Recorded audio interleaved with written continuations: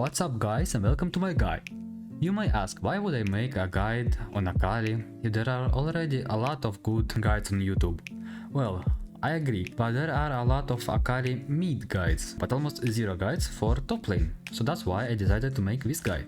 Let's start with pros and cons of Akali top lane. Akali top lane is a very good carry champion with a lot of mobility and damage that can solo carry the game. Akali gets a lot more gold and XP on top lane in comparison to our lanes. She is also a safe pick that can be countered only by a few champions, unlike the Akali mid lane. And Akali is always strong regardless to the meta.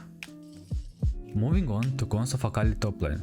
First of all, she's a very weak champion, because her abilities cost a lot of energy in early game. Then Akali is a very difficult mechanical champion and you need to know well your limits. Also, as an assassin, she struggles against full tank setups, and if you fall behind your opponent as Akali top lane, it's very unlikely to return back to the game.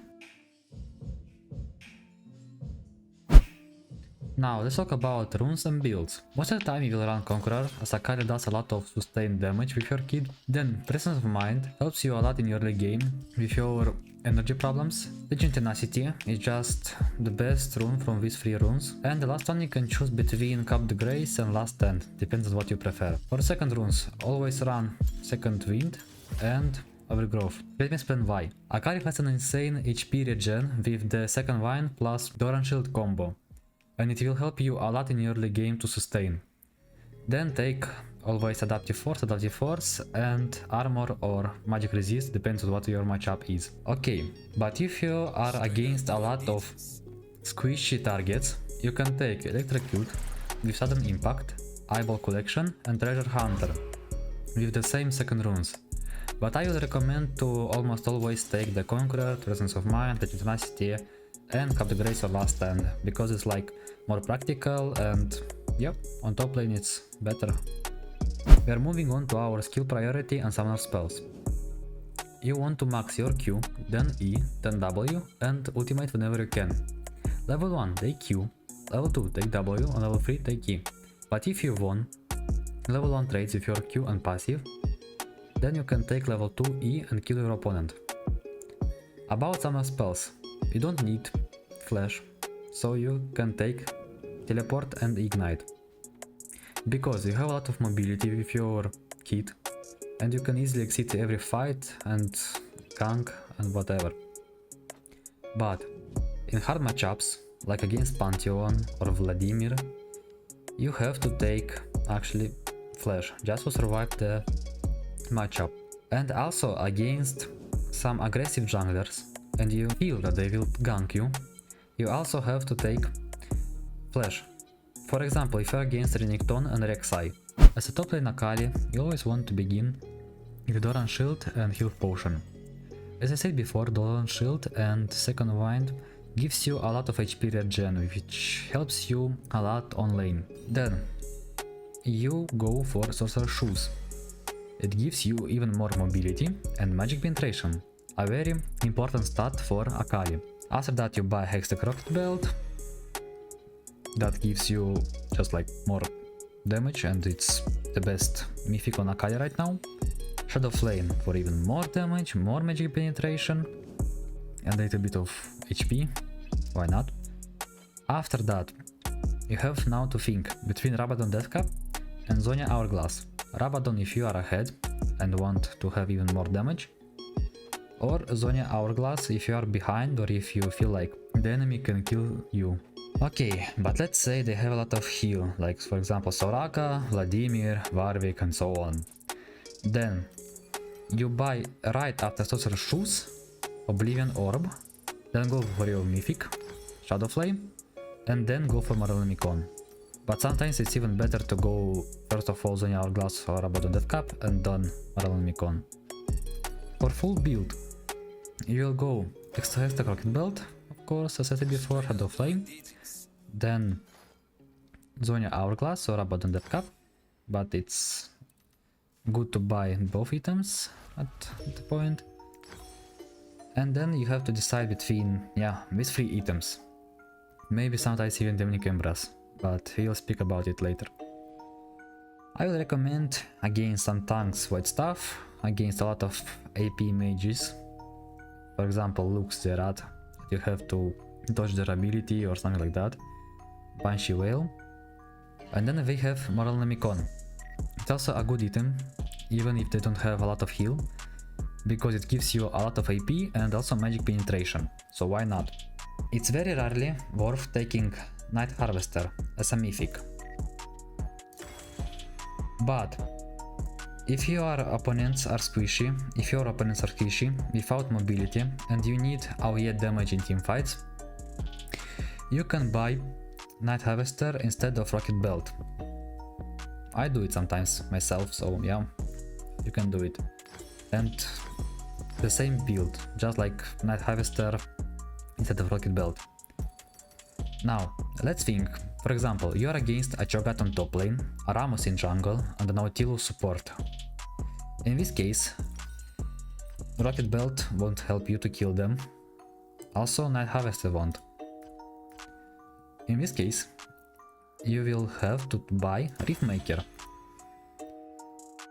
But first of all, of course, to search shoes, then go for Riftmaker, and after that, look, Demonic Impress.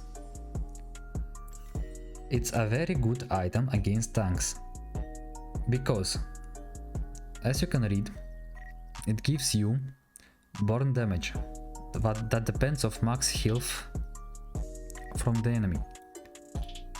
Also, Riftmaker gives you true damage in fights that Akali can proc very easy. Then Shadow Flame, if they still have some squishy champs that are ahead, into Rabadon and Void Staff. If you feel that they can still kill you, go Zonya instead of Rabadon.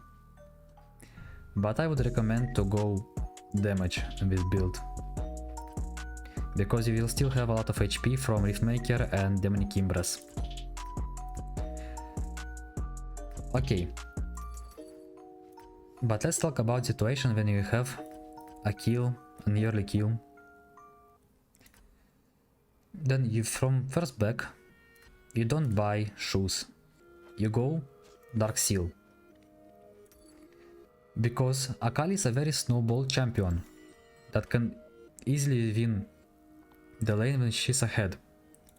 And if you got a lead, like a kill or something, I don't know, like, or you're sure 100% that you will win your lane with getting kills, you buy Dark Seal. And then after the mythic, you upgrade it into Magi. Before we start with your early game, I want to talk about your abilities, combos and mechanics. First of all, you need to learn how your Q and passive work. By your Q animation, you wanna have already clicked away to proc your passive as fast as possible. Then, when you auto attack with your passive, you have to press your Q to not waste a single moment and click away to proc your passive again. It sounds hard, but actually it isn't. Let's take a look.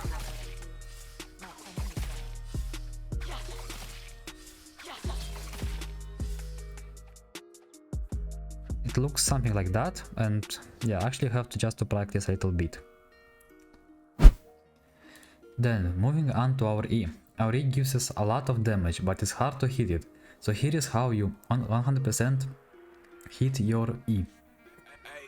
When you use your ult, you have to keep your cursor on the enemy and spam E while dashing, then it's a free kill for you. Let me show it.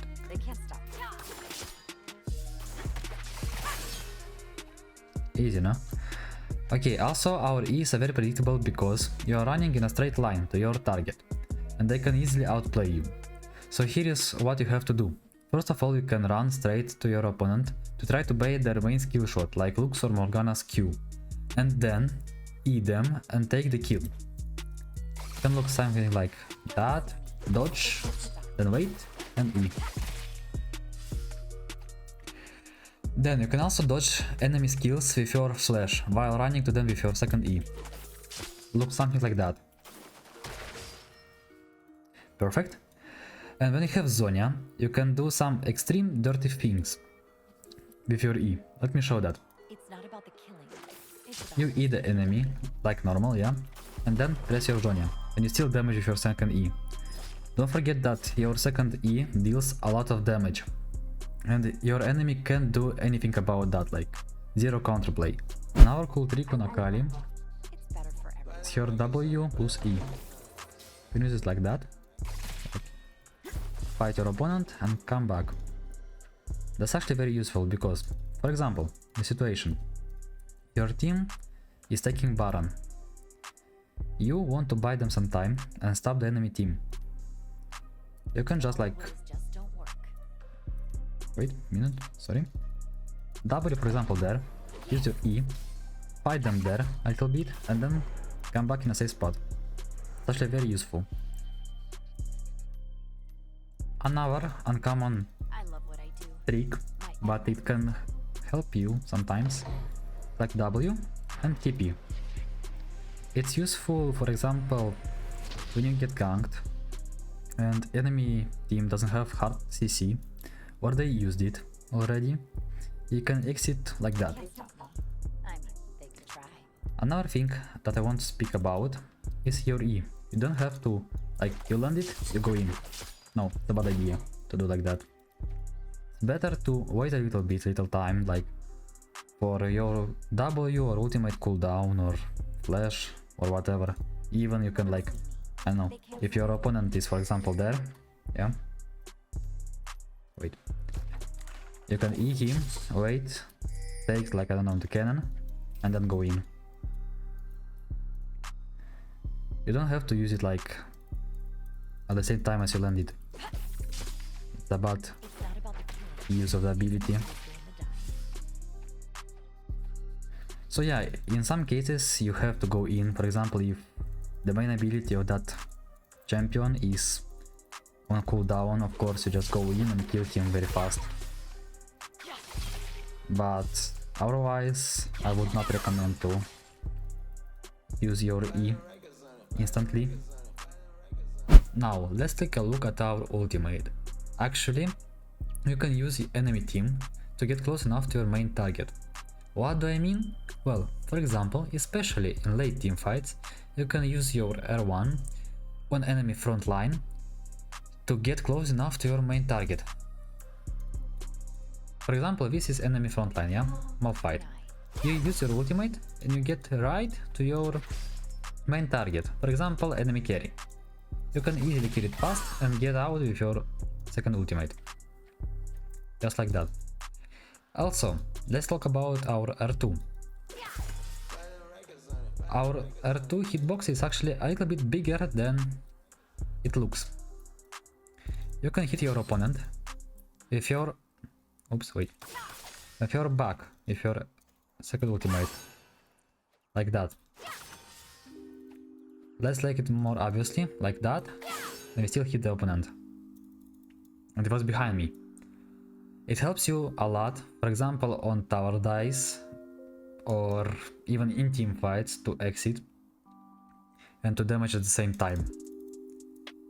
But you have to practice it a little bit to hit it right. It's time for our combos. I will show you right now 4 combos, 2 without ultimate and 2 with ultimate. Let's start with 2 combos without ultimate. This won't.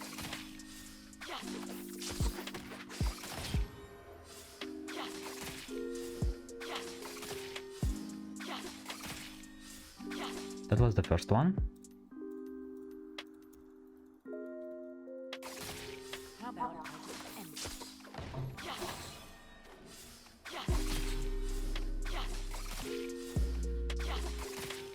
That was the second one. It's almost the same combo as the first one, but there you proc twice your passive with your E, so you can maximize your damage. It's useful against enemy that doesn't run from you and he takes the fight against you. Skill and Now moving to combos with ultimate.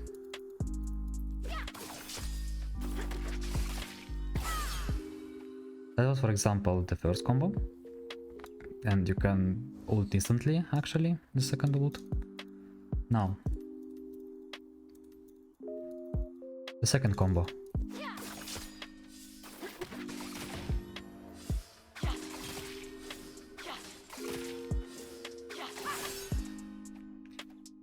that was the full combo. Okay, let's talk about Akali early game. She is actually very weak early, at least before level 3. Look, your Q costs 110 energy. You have max 200 energy. It's not about the killing. That means you can't like spam with your Q. But it also doesn't mean that you have to play full passive. No. If you can poke your opponent with your Q, do it. If you can farm with your Q, do it. Because your opponent won't like disrespect you when you have your Q and passive ready. Not stop me. He won't do that. Then after level 3, if you're W and E, you have to try to start to take short trades with enemy. Especially with your W, because minions won't focus you, enemy minions I mean, in your W. And that's a big advantage. So well, but when your W and E is on CD, you better play passive. Because you will play most of the games with TP and Ignite, and they can punish you for that. That's why you have to play passive these times. But it's actually not so hard. Well, you have to poke the enemy down, and you have to save your own HP. When your opponent is like on 40% HP and you like 80, you can easily go for a kill with Ignite when your all abilities are up. But if you're in a bad matchup, you have to chill until level 6, better until level 7 or even 9. And try to, I don't know, with TP, go around the map, help your teammates on river and so on. Also always look for kills in early game, because you can easily snowball and solo carry the game. Since we started talking about matchups, let's discuss them. It's difficult for us to play against aggressive characters like Pantheon or characters with disengage like Vladimir. Real matchups are someone like Camille, Fiora. For example, against Camille you have to win early game by winning early trades, in which you have to dodge your E. Otherwise, you won't win the trade, that means you won't win your lane, that also means you won't win the game. And there are of course easy matchups for us. These are usually squishy champions like Teemo, champs without mobility like Garen or Darius, and late game champions like Kayle. It remains to discuss only about mid and late game. Now as you get into mid game, your main goals are to push side lanes and to group up with your teammates for objects. In teamfights, because of your fantastic assassin kit and insane burst damage, your main target will be to kill enemy carries. And also don't underestimate your pressure I'm gonna carve my own path. just by sitting in your W in the middle of the enemy team. In late game, Akali isn't a strong champion, so it's better to end the game before the late game. But if you didn't manage to do it, then you still have to try to kill enemy main carries. And push side lanes of course. Thank you for watching, and if this guy was useful for you, don't forget to like it and follow for more. Bye!